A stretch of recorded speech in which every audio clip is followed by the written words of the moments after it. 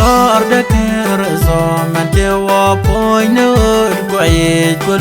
quay banye wangar lang den de gwen yu kutin nin boten bi ke tie e yum de pyo banye na yu ko je landu ko dor ko pirater e yum de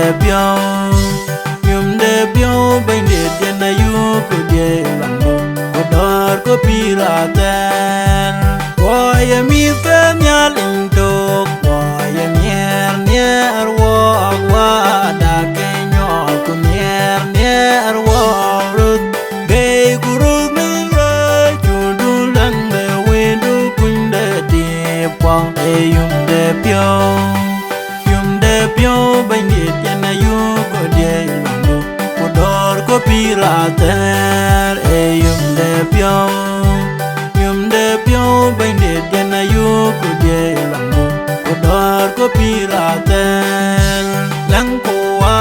da do min de pyap daran ben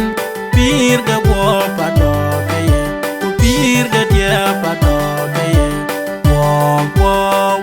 ya mi ker e yum de pyo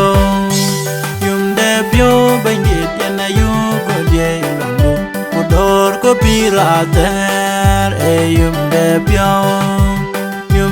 pyo bai ni na yu ko de landu ko dor ko pirater yang di la jegin lej in lej bai di ne ke chan wa do ping ke an jaj ke an ton ne pin nom e yum de pyo bai ni na yu ko de landu ko dor ko pirater e yum de